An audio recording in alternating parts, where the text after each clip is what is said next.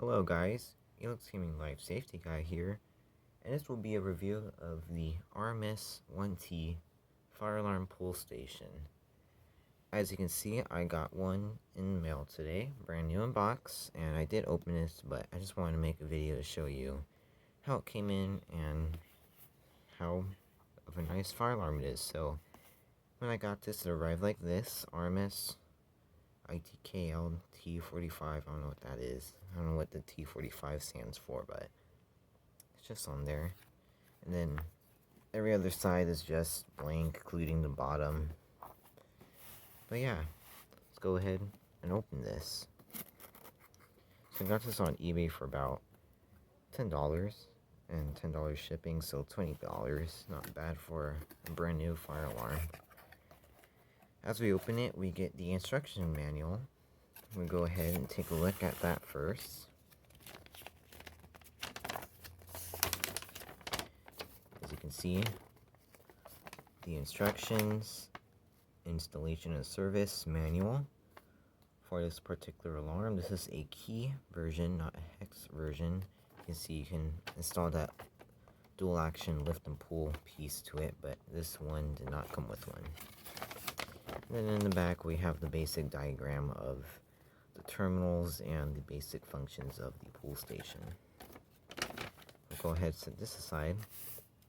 Let's focus on the fire alarm. So, as I open this, you can see we have the fire alarm itself in the box. Brand new. Never used. This is the back of it. Really shiny. Has two terminals, positive and negative. And we have the key lock version. Going into the box, we have the keys that go with this pull station and some mounting screws for the pull station. Next, we have, and the final piece that comes with this box is the break glass rod that comes with the pull station, and as you can see, it is hollow. So with a hollow break glass rod, it will shatter more than a regular solid glass rod. So this will make more of a mess, and I'll hopefully be making a video of breaking the glass rod soon. So stay tuned to that. So as we move all this box out of the way, you can see we get two keys. Whoops, we get two keys, which is what I like. I could have a spare key in case I was to ever lose my original keys. I'll have a spare key. So usually I always get spare keys just in case, because I do sometimes lose my key ring and then I have to end up using the spare keys until I find it. So yeah, let's go ahead and open this pull station. Well, basically, if we look, fire alarm, pull down. Just pull down, and then to reset it, open it, turn it, pull up this handle, and yeah, and as you can see, we look in the inside. So this can focus. It has the letters. It has the numbers 70044. I don't know what this is for, but I don't really know. If we look at the label, if this can focus, please. Thank you. See, RSG Inc., Signal Hill, California.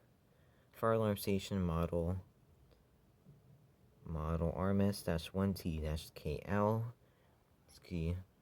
This can go up to 120 volts AC, which is pretty good for a pull station. Most fire alarms don't go up to 120 volts AC.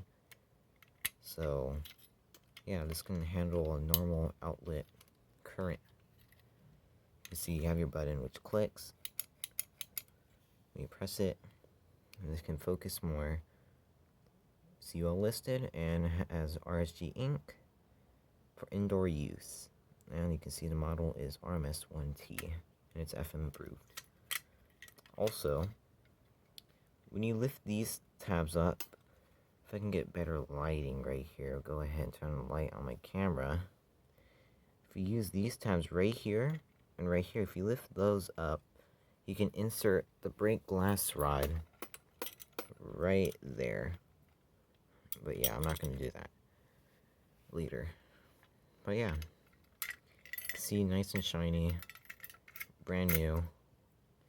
And yeah, that was the review of the RMS-1T fire alarm pull station. Now, we're going to go ahead and test it. Alright, I went ahead and hooked up my pull station to my Wheelock AS. And let's go ahead and pull it and test it. So in 3, 2, 1.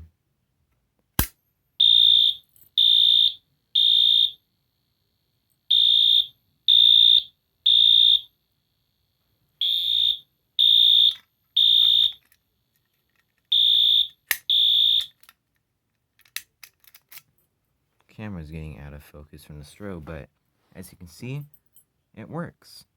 Thanks for watching, and that was the review of the RMS-1T fire alarm pull station. Thanks for watching.